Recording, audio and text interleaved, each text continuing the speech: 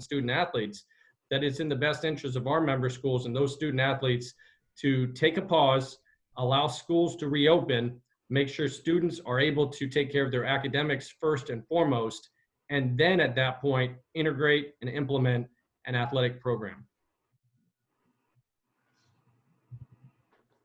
Robert, before we go too much further, if you could grant permission to a couple people while we get started. Aiden Ratke needs it, Markel Slaughter needs it, and Michael Barth. If you could grant permission to those three people. Anybody else on the call who's not speaking at this moment, obviously we've done this enough. If you can mute your phones, that would be tremendous. Or mute your computers. That would be I don't see Markel, Waddy. All right, let me take a peek and see if I see him. Is there, let me see if he's logged in as a different name. Markel, do you want to chime in? Are you under a different name that I don't see? I see a. I'm here. I just got my screen blank, but it says Marquel S. Okay. Yeah, I'm not able to give you permission to record for some reason. It doesn't give me that option. Okay, that's fine. I have alternate methods of recording. Okay. Okay. And then the other ones were, I think you took care of. I'm just looking at the chat. Michael Barth got it. Okay. All right. So moving on. Robert, obviously today's decision is tough because we already know that we will not be hosting fall championships. One of the things we're waiting for is more guidance and more guidelines as to what we can do moving forward. Do you want to give everybody an update or just kind of comment on where we stand right now and being hopeful moving forward that we can return to play? Yeah, most definitely. Again, this morning's decision was one that was based upon the guidance that we received from the Department of Health. And also, we understand that these decisions pertaining to high school sports and education are based upon data. And they're based upon keeping students safe and keeping communities safe. So as we look to determine what's going to take place with interscholastic athletics, we're going to pause until September 21st. If on September 21st, there is going to be an issue or an interruption or an impact to the high school sports season, then what the plan is to move to what we're referring to as option B, or a condensed season format. And we would move to start all sports on January 4th in 3 10-week seasons starting in January 2021. This would give every student athlete the opportunity to play their sport of choice in 3 10-week seasons starting in January. Thank you, Robert. If you could do me a favor before we go any further, can you look for Michael Barth and see if we can grant him permission? I see him right here. Okay. There we go. I got him. We should be good to go. Okay. All right. At this time, then, kind of having laid the groundwork of what we talked about, let's start taking some questions. Lindsay Kramer at Syracuse.com and the Post-Standard. Do you want to start us off? Sure, love to. Thanks for coming on. Very busy and consequential day. So many issues, but I think there's an inclination among people that read this and just think, well, phew, that's done. Now we got a plan. And it is a plan, but it's still subject to, obviously, the next couple steps by the state and the governor. Could you please simply tell us what's next? Who has to say what by when? Because obviously schools have to open. And then at what point would you decide in September that the fall schedule is not doable? So just a timetable, who has to say what by when coming up, and what we're looking at in September as far as decision there. Well, I think first and foremost, we need to wait on our state officials to be able to permit interscholastic athletics. Once that is done, then we're obviously waiting for schools to reopen and waiting to determine in what platform, whether it be remote, hybrid, or in-person education, they will be able to offer. There's really no way to go ahead and give a definitive timeline as to when a decision would be made about moving to the 3 10-week seasons in January, because things are so unpredictable right now. And if we learned anything over the course of the last 4 or 5 months is try not to predict what's going to happen next week or next month. We have to examine readily available information and then make decisions based upon that. And I think today's announcement is a perfect example of how we're going to have to proceed, not just over the course of the next month, but possibly the next year. But as of now, nothing's changed, right? Schools still can't practice on school facilities. Teams can't practice. So nothing actually changed as of right now, right? There has been no changes as of right now based upon the guidance that we received from the Department of Health on Monday. Okay. And then hopefully we won't have to come to this, but if you have a condensed winter season or spring season, obviously many athletes will have to decide what sport they want to play. And that's better than not playing any sport at all, I understand. But what was the thinking as far as, perhaps forcing students into that choice? Well, it's certainly not a good situation. I mean, I've already been seeing things on social media, and that seems to be one of the biggest criticisms of what could be a condensed season format. But the main goal, my main goal as the executive director, is to give the opportunity to participate for every student athlete in every sport. Now, will choices have to be made? Unfortunately, that's probably going to take place. But I think that that's a much better alternative than having students have to be told, as we did back in March, that their season was completely canceled.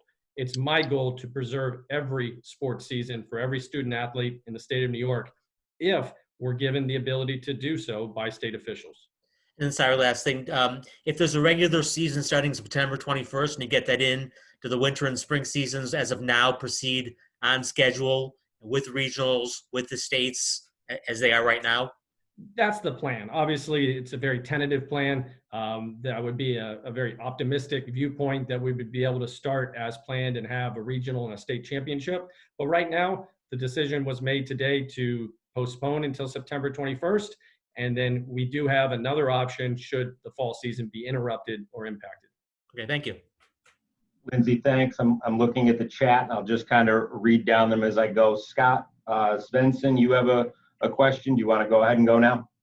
Yeah, Doctor, if you look at the youth programs that are able to practice in small groups and even compete within the state, are you surprised that, what I read quickly is that it doesn't seem like the high school level, they can't get in the weight room, they can't do 7-on-7 for football, or is that accurate that at this point, they can't get together whatsoever?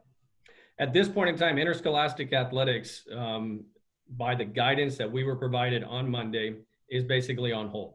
And that's according to the New York State Department of Health. Now, that pertains to school districts hosting those types of programs.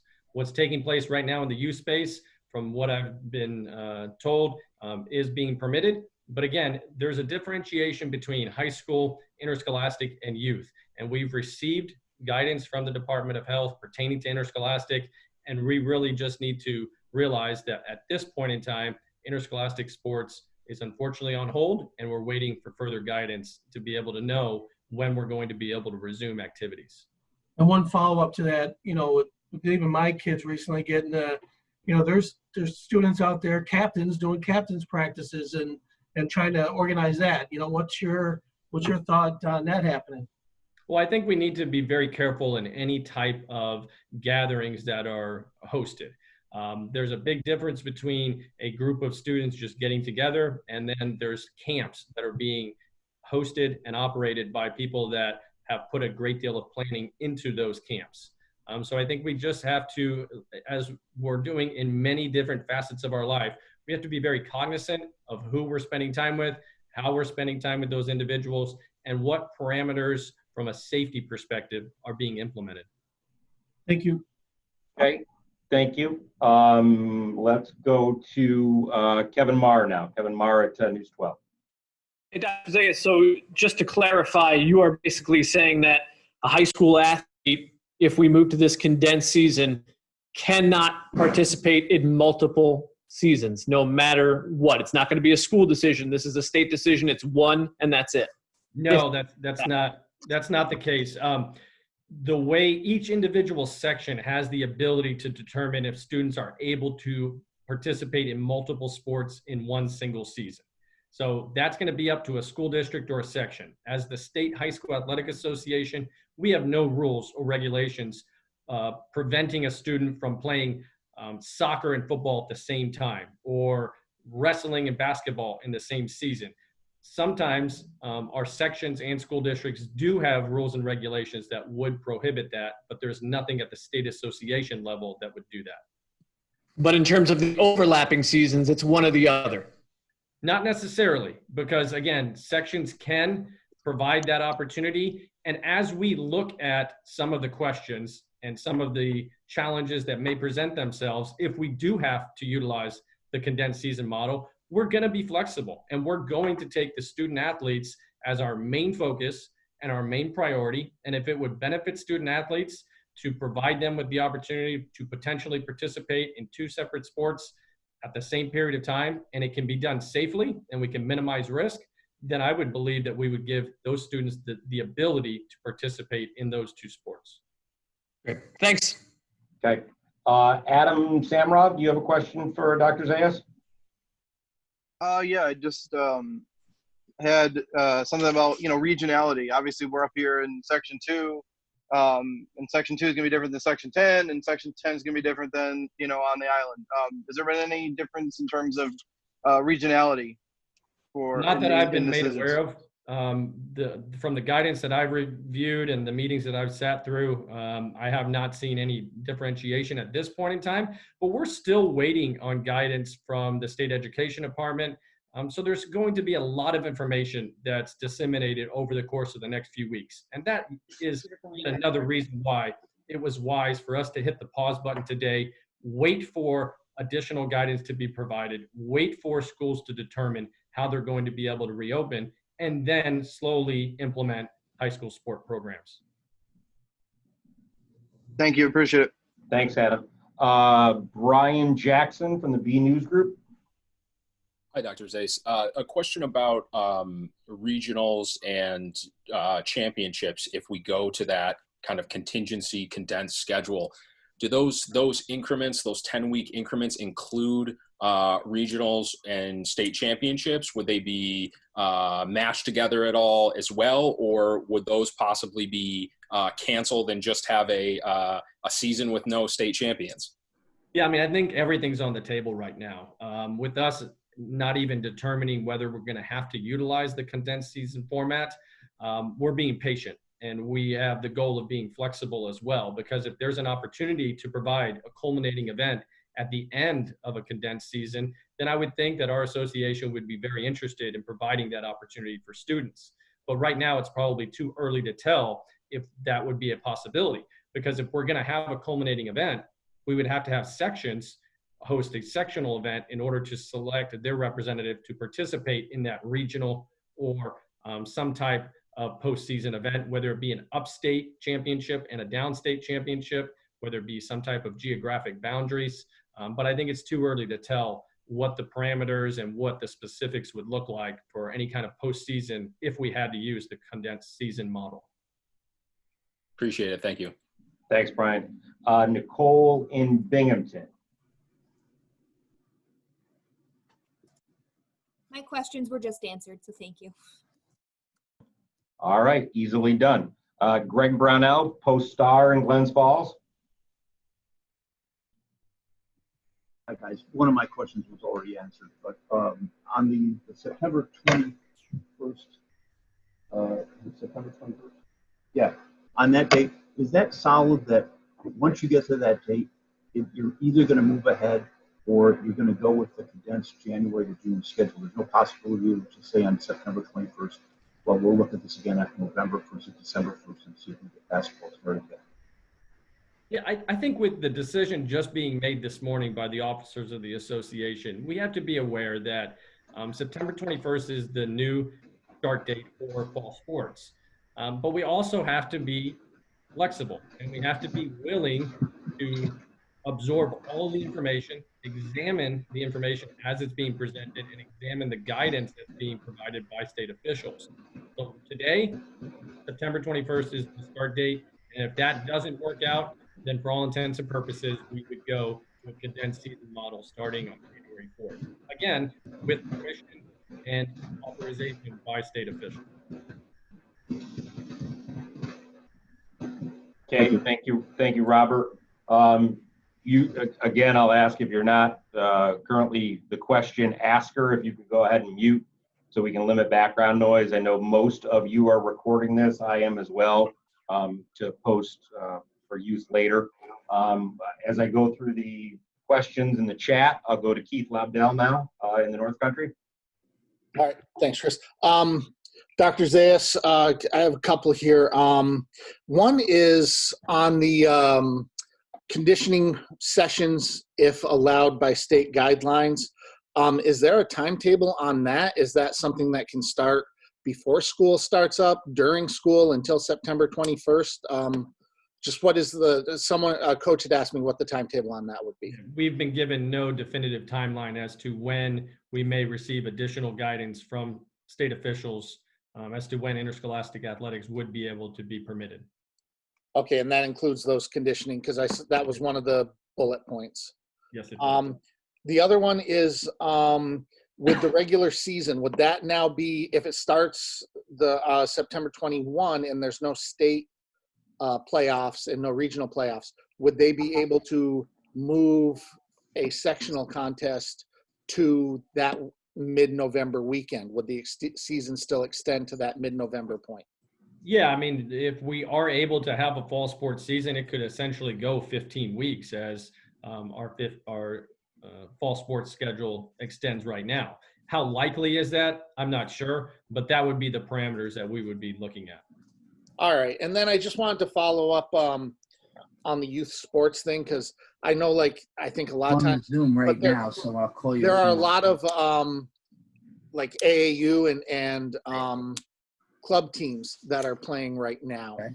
and I Right. think a lot of coaches are wondering, and parents are wondering, why these kids are able to play in those settings. Even teenagers and young adults are able to play in those settings, and yet and this may be a state question instead of an athletic association question. They're able to play in those settings, but not play in an interscholastic setting. Yeah, that's certainly nothing that our association is determining. We have been provided guidance by the Department of Health that we're on hold right now. What state officials are deciding to do for youth sports and other club programs, whether it be Little League or AAU, that is completely up to those state officials that are making those decisions. Thank you. I'll come to James Johnson at the DNC next. Craig, Sarah, if you can hear me, if you can go on mute, we're getting your phone call on the side. So if you can go on mute, and we'll ask James Johnson if he's with us from the DNC. Just a very, very basic question. Any idea how many athletes or school district members we're talking about having an impact? Yeah, and that was something that I looked at as we were preparing these proposals. We have 198,000 student athletes that participate in fall sports, and we have 562,000 athletes that participate annually within member schools that our association works on behalf of. We're talking about decisions that are impacting over 500,000 students, and we take those decisions very seriously, and we realize that if there's going to be an impact, we better have a plan to be able to provide participation opportunities for student athletes if given the opportunity to present those and be able to have seasons in the upcoming school year. Okay, James, thanks. Now we'll go to Greg Sarah. Greg from Newsday. Hey guys, was curious in regard to state championships and postseason play. If we were to have a fall season start September 21st, are the Long Island Championships considered state events or are they local events? The Long Island Championships are considered regional events. So they would not happen? As per the decision today by the officers, they would not. Okay, my next question is, if we were to forego the fall season and have to start in January, there looks like there's an overlap between two of the seasons of 4 weeks. Could you just go over that overlap between the middle season and the third season? Yeah, I mean, that's one question I've been getting an awful lot. If I could add more weeks to the year, I certainly would. But the problem that we have is if we are going to go to the condensed season model, and this model is also being utilized by several state high school athletic associations throughout the country. But if we have to go with the condensed season model, we will see an overlap of about 4 weeks between what is season 2, fall sports, and season 3 would be the spring sports. you could not start the fall sports in season 2 any earlier than March 1st. And that may be simply too early because of field conditions and inclement weather. So with that in mind, you can't start any earlier than March 1st. And right now we have to have spring sports done by mid-June because of the Regents exams and graduations. So we are very much in a time constraint situation. If we're going to be able to offer those participation opportunities for students, we have to do so. And unfortunately, there is some type of an overlap. Now, could we go later in June if there's not a Regents exam? That's certainly a possibility, but I don't want to give anybody any false hope right now. I think laying out the plan with the information we have and then being able to pivot or revise and amend at that point is probably the best procedure and best method to use. Thank you. Greg, thanks. Marquel, Marquel, did we get your question answered? Are you all set, or do you still have a question? My question was just answered. Thank You're you. good. Okay. Let's go to Adam Unger, who sent one in that chat. Go ahead, Adam. Hey, Dr. Zayas. Just in terms of the condensed plan, right? If there is a green light for schools to offer conditioning sessions, but there is not a fall season, is that something that you guys are going to kind of step in and kind of mandate so that everything's kind of even across the board? There definitely doesn't need to be consistency across the board. I'm a strong advocate of strength in numbers, and if our 11 sections all have a similar plan, I think that benefits our association as a whole. But there's not going to be a mandate, but our 11 sections at this point are all in agreement that to offer the sports as they're currently being prescribed. Now, is there going to be some differentiation? Could there be some regional differences? Most certainly, but it's really too early to tell what those could be. But I think we have a great deal of support from the membership of our association right now. I feel like we have a plan in place if we need it. And I think we have to be aware that things are likely to change as we progress throughout the school year. Thank you. To circle back, Adam Samrov had a second question about practices related to preseason schedule. Adam, did we answer that question, or is that a new one? I think that's a new one. I know, like football, the kids have to have 10 practices. Other sports are the same way. Is that, would those rules be changed in terms of that, or would that still be the same? Like, so start date would be September 21, and then the first games would be somewhere first week of October if the regular one stays, not going to the condensed season. Yeah, I mean, right now we have the practice requirements are in place, and those practice requirements are 6 practices for all student athletes, except for in the sports of baseball, wrestling, football, and gymnastics, which would be 10 practices. So that has not been modified, nor has it been revised at this point in time. Thank you. I appreciate it. Okay, thanks, Adam. Let's go to Eric Columbia in Syracuse. Hi, just real quick clarification. So no practices are allowed, but I know some programs are going to be hosting camps here soon. That is allowed? Well, from the guidance that we've been given by state officials, camps and youth sports are permitted at this point in time.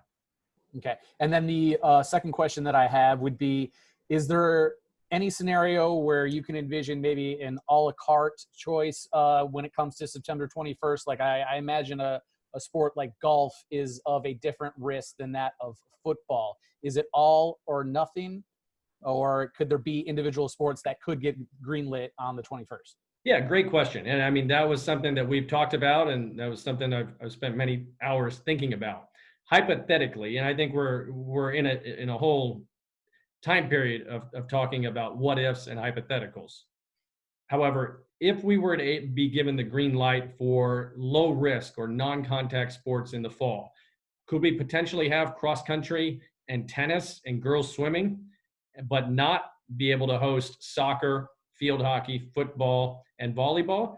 That's probably a likely scenario that could happen. And if that did, then that would be the catalyst for going to the condensed season model to preserve those 4 fall sports that would not be able to be played at its time. So I think we could see a situation where we could have a few low-risk sports in the fall, but then still utilize the condensed season model to be able to provide those sport participation opportunities for those fall sport athletes. Again, it continues to be my goal that we are able to provide the sport opportunities for all sports, for all student athletes in the upcoming school year. Eric, thanks. Next up on the chat window is Thad Brown. Thad?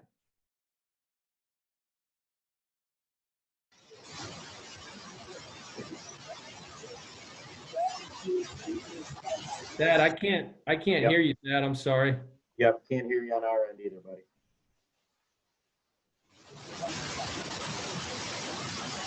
You want to chat it to me? You're getting all feedback on your end. No? Yeah. Circle back, and if you put it in the chat window, we can ask it for you if that works for you. I'm going to circle around through the chat one more time. Lindsay Kramer has a question about testing. Lindsay, do you want to ask that?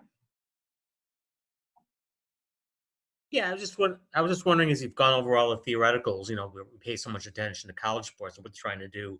Maybe this is too far down the road for high schools, but gosh, you know, if schools had to do testing, if teams had to do testing for athletic events, practices, is that even feasible with the cost at the high school level? No, I serve on a national sports medicine advisory committee, and from our most recent meeting, I learned that it could cost anywhere from $40 to $210 per test. So if you're looking at a college football team, for example, in all likelihood, it could cost $500,000 to test those college football players for an entire season. It could cost $300,000 for a soccer team and about $200,000 for a college basketball team. Those types of figures are not possible at the high school level. So I really don't think that testing would be a feasible method to identify students that are confirmed cases or have any signs of COVID. Okay, thank you. Greg Brunell, you wanted to ask another question, co-star? Yeah, just another quick one here. It's been answered a little bit, but you know, of all the sports played in the fall, golf is probably the least contact oriented, and everybody's out there golfing right now. And I know there's a rule that you're not in school, you can't have sports monitor. Has anybody like broached the topic or suggested or talked among agencies about making an exception for a sport like golf to be played? Because at least it'd be under supervision and whatnot if you had like varsity sport. Greg, I really couldn't hear your question, but I'll give it a chance from what I think I heard. We've had a lot of discussions about having low-risk sports potentially in the fall and then shifting moderate risk or high-risk sports to later in the school year.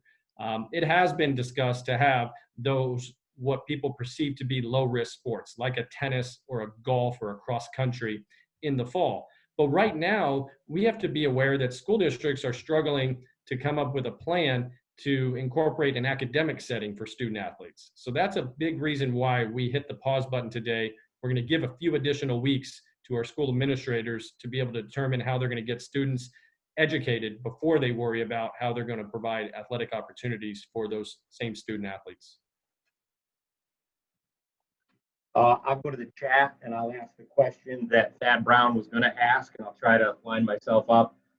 Thad's first question, it's a two-parter, was he wanted to know if the JV and modified sports will also follow the condensed schedule, if that's the plan. Yeah, that's completely up to the school district and the individual sections that they would be able to provide those opportunities for those modified and JV student athletes. And his second part was, how far along is this plan to play? And I know you kind of referenced it, that it was just voted on and approved today by the officers, but he's just curious about how far along is it when it comes to things like masks and distancing, and if and when we get a green light from state ed and you know, from the state, how far along is the process? Yeah, I mean, I think the process is ongoing. We're continuing to analyze and examine guidance that's being provided by our state officials, specifically the Department of Health. So I think the plan is ever evolving and ever developing. And my work with our National Sports Medicine Advisory Committee and our own safety committee here in New York and our COVID task force, we're constantly developing, we're constantly examining and analyzing how we can provide more efficient guidance to our member schools for a number of different things, such as screening protocol, How do you handle student athletes showing up to an athletic practice? What do you do if a student athlete becomes ill or one of their parents become ill? So that's the type of guidance that I think we need to start working on. But once school starts, that guidance is also going to be provided by local health and state health departments. One question that Jim Schlitz had asked from the Daily Gazette, and I'll answer it, but if I'm incorrect, Robert, because I feel like you already answered it, was, is there a deadline to decide on September 21st versus starting in January? Correct me if I'm wrong. Your answer was essentially, there are so many moving parts with this right now that we don't want to say this is the drop dead date, because if and when new guidance were to come out, we want to be able to adjust on the fly.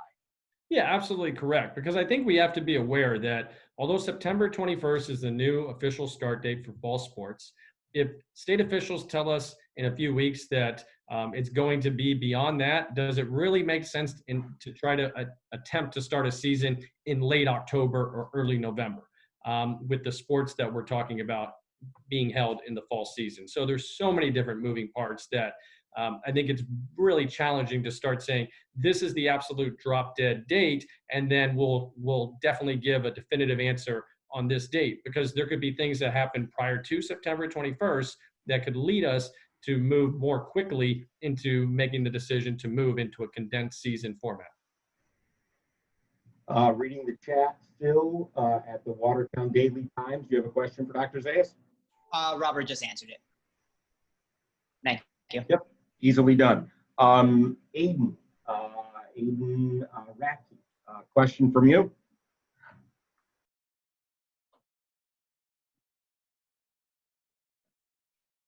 Is interscholastic competition a possibility within the school? Does that mean within a school practice or scrimmage? Like I'm not sure if Aiden's mural. You're referring to maybe like an intramural? Yeah, he put is non-interscholastic competition a possibility within the school? Yeah, I would think that would be a better question asked of the state education department or the Department of Health. We're in the business of providing opportunities for interscholastic participation. Gotcha. Oh, Aiden says thank you. Okay. Eugene, I haven't called on Eugene yet. Do you want to ask your question? I won't read it if you want to get your question in. Oh, sure. Thanks. If sports start on September 21st as planned, when would the fall season end? Would that be up to the next tournaments are still a possibility? They're still a possibility. I wouldn't characterize them as being very likely. But I think weather would also play a big factor in when those sports would end. If you're going to count 15 weeks from September 21st, you're going to probably be entering into some pretty inclement weather in different parts of the state.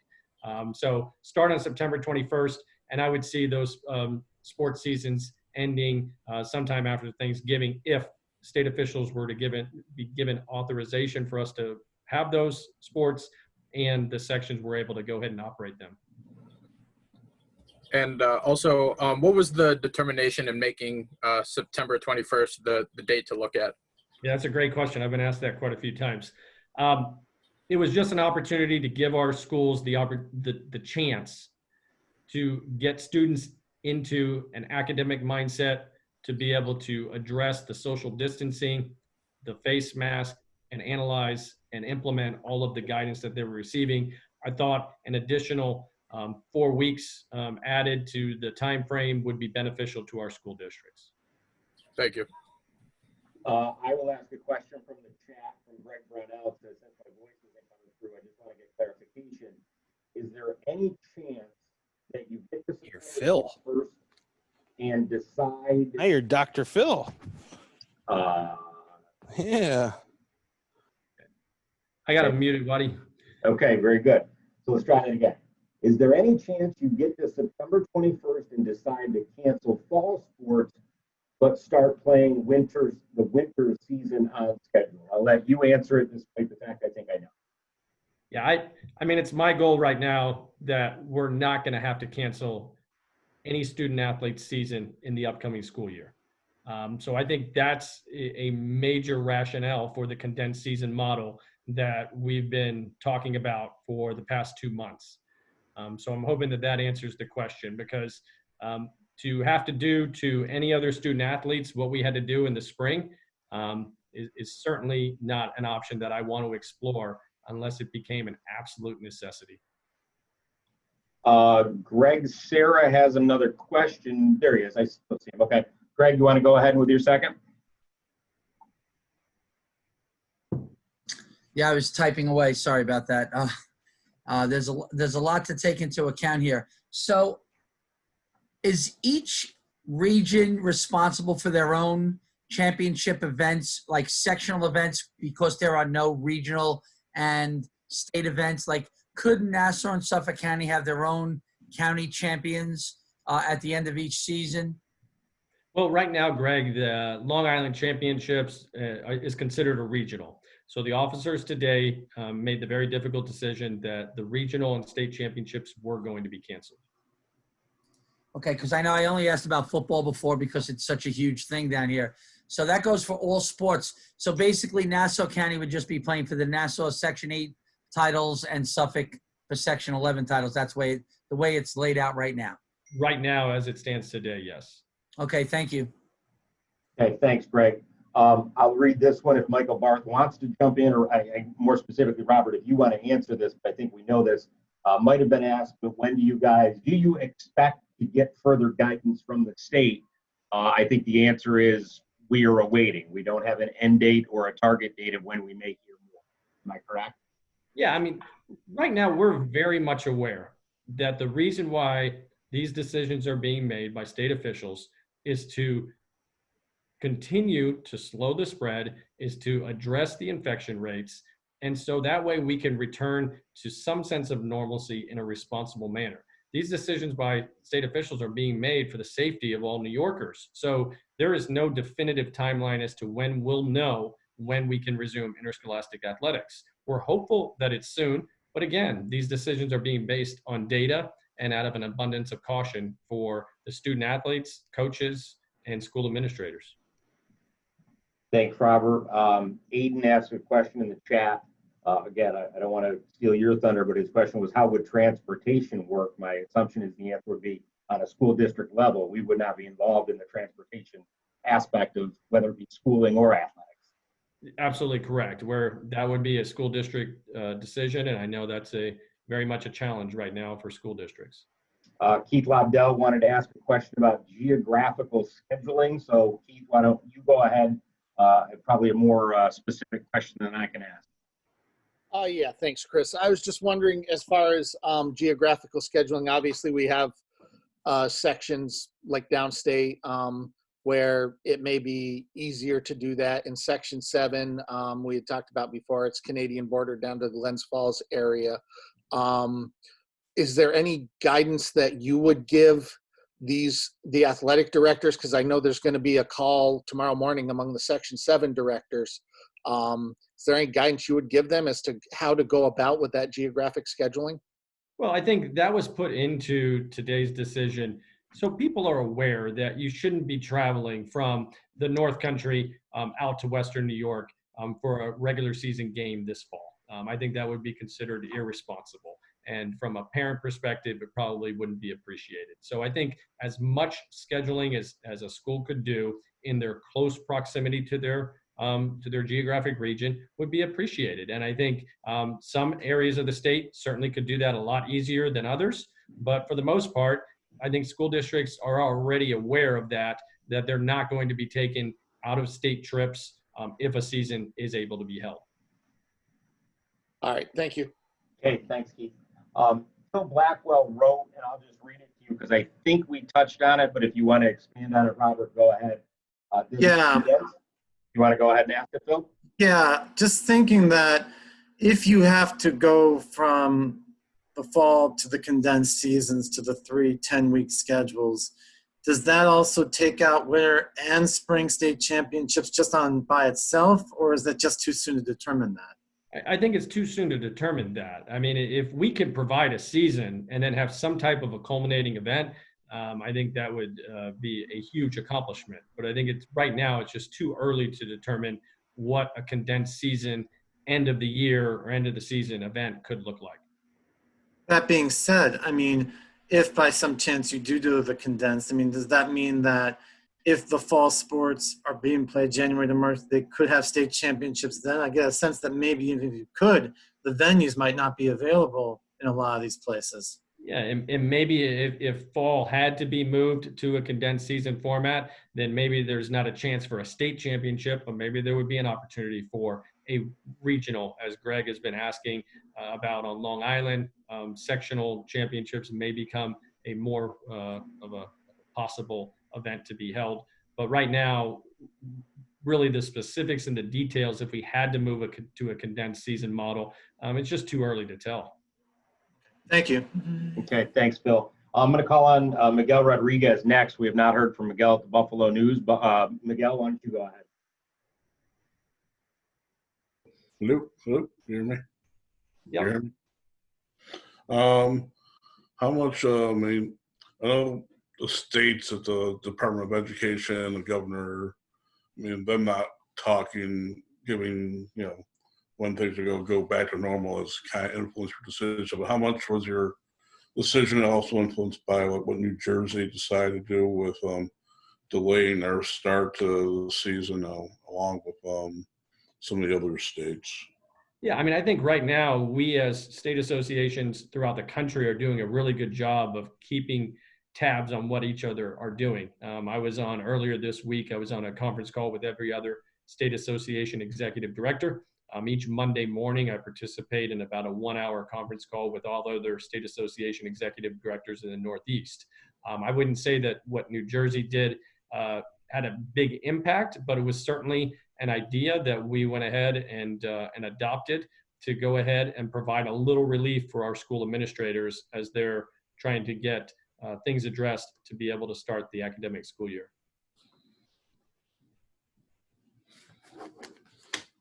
Miguel, thanks. Phil Sanzo, you had another question regards to game officials. Is that correct? Are you still there?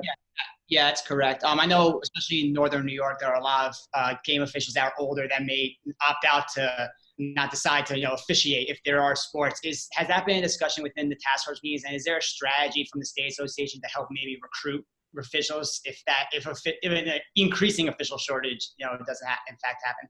Yeah, I mean, we've had an official shortage for years. The pandemic certainly doesn't help the official shortage. It's been discussed.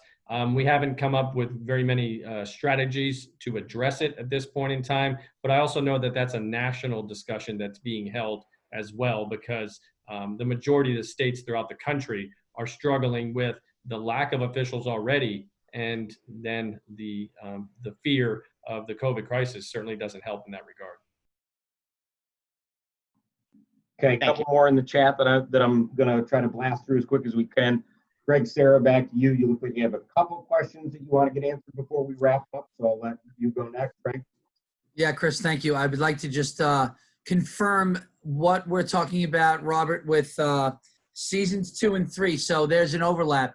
As far as participation and being eligible to play, so if you're on a football team in 2 and you want to play baseball, lacrosse in 3, when are you allowed to start practicing, and can you play both sports at the same time, or no, you can't start this season 3 sport until season 2 is over?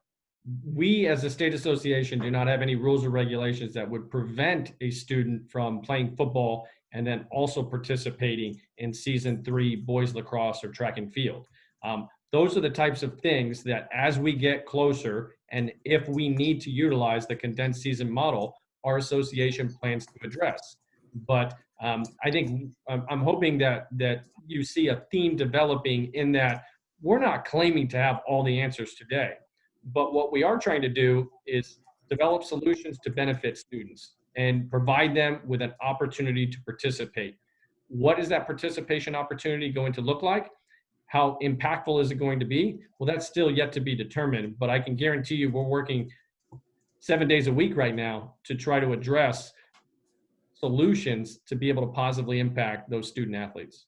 Yeah, I know a lot of the people on Long Island, and with the condensed model, if that becomes a reality, and I think a lot of people down here are expecting that. Obviously, there's so much to do, and you guys are sifting through so much information that if that becomes a reality, are a lot of kids going to have a situation where they have to choose between sports or play 2 sports at the same time and try to figure that out.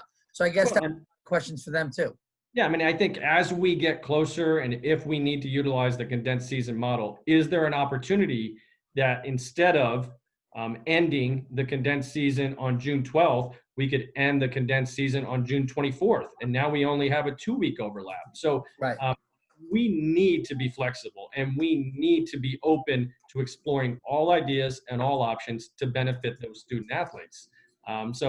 Although we moved to the condensed season, that's exactly the reason why on the press release and all the documentation we put out, we put an asterisk and we've said tentative dates, because if we can find a way to reduce that overlap, then I'm certainly looking for it. Thank you. Okay, thanks, Craig. There's 2 more in the chat, so I'll just say this. If you have something pressing that you need to get out, please chat it now. Otherwise, we're kind of coming to the end of the road. So if there's something that you really want answered that we didn't get to, chat it out now. Otherwise, we'll come to the home stretch. Adam Samrov asked a question, and Adam, you can certainly chime in and ask it yourself. It has to do with border schools and scheduling games against teams who aren't from New York State. Adam, obviously bordering on Vermont. Adam? Yeah, you basically ask it. We're over here for us. We're only, we're in that Vermont, Massachusetts, New York tri-area. So, Hoosick Falls would play, Mount Greylock from Massachusetts. Would those have to change to be just New York, or could those games continue regardless of what you decided to do, condensed or not? Yeah, that's the reason why we put on the release is that you're scheduling games in geographic areas, because we do realize that in some cases it may be closer geographically for a school to travel to another state rather than travel an hour to play a New York State opponent. But we also want to make sure that when schools are scheduling, that they're consulting with their local health department to ensure that they're doing so in a very safe manner. And again, all of this is contingent upon New York State officials giving us the opportunity and the authorization to be able to participate. Appreciate it. Thank you. Thanks, Adam. Miguel Rodriguez in Buffalo, you had another one?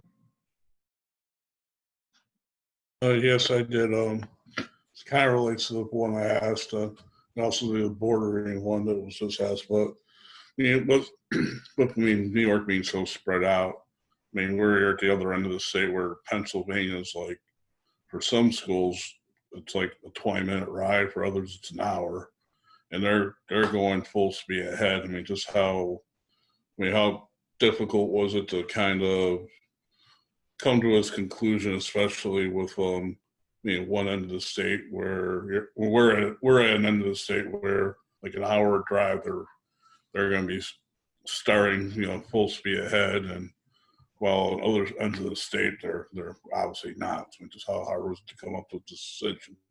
Yeah, I would say this is the most difficult situation I've ever been part of in my professional career. I don't sleep at night. I woke up yesterday at 4 a.m. I woke up this morning at 3:45 to get started with the day and planning and strategizing and responding to emails.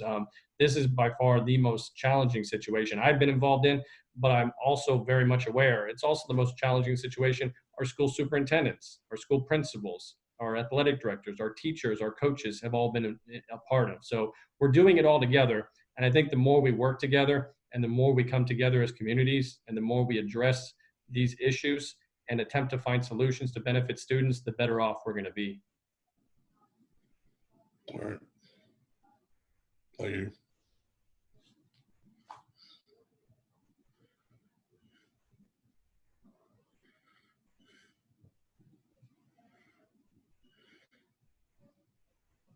I'm sorry, I might have muted myself. Greg Brownell, you had a question for the Post-Star about a vaccine. Did you want to ask that? Yeah, I was just wondering if there had been any discussion about, if a vaccine came out, would you require it to play, or is that a decision that you have to make? Yeah, that would certainly be a question of our local and state health departments. Okay. All right.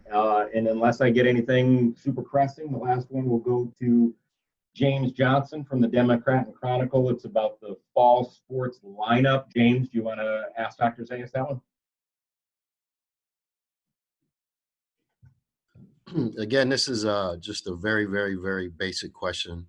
I just want to just get an accurate list of the sports that we're talking about as far as fall sports go. I mean, obviously there's cross country.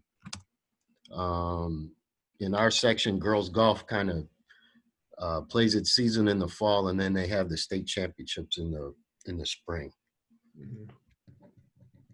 So you're asking for a sport lineup? Basically, yes. Yeah, you're gonna test my I got it in front of us. Are we going off the recommendation of the 3 sport season? Is that the recommendation, Robert, that we're breaking down? No, just, I mean, James, I think you're asking what sports do we typically play in the fall? And those sports are, we have girls swimming, we have field hockey, football, boys and girls soccer, boys and girls volleyball, and cross country. I think I got everyone covered. One more time. Oh man, you're really making me laugh. Girls swimming, cross country, field hockey, boys and girls soccer, yep, boys and girls volleyball, and football. Tennis, girls tennis is the only one. Girls tennis. Thanks, buddy. I got a cheat sheet in front of me. I don't have to do it off the top of my head. So you said girls golf is considered a spring sport? That's when we play our girls golf championships. However, some sections do opt to play the regular season in the fall. Okay, that's the only reason why I asked such a basic question. Thank you. Yeah, thank you. Okay, I'm gonna pop my screen up so I can see everybody. Is there anybody on the call that didn't get anything answered that they needs more, or we didn't cover? Because this will likely take us to the end of our event if you all are okay with that. All right, so thank you for your time as always. Appreciate you all jumping on and carving out some time. If you need anything more from us, don't hesitate to reach out. Let me know, email or call. If you need the release is already up on the COVID page on the NYSPHSAA website. We'll have meeting minutes coming out sooner than later, hopefully by the end of this week, if not the first of next week. So if you need anything related to this, please let us know. But thanks for carving some time out for us. We appreciate it. Thank you, everybody. Take care, everybody. Thanks, guys.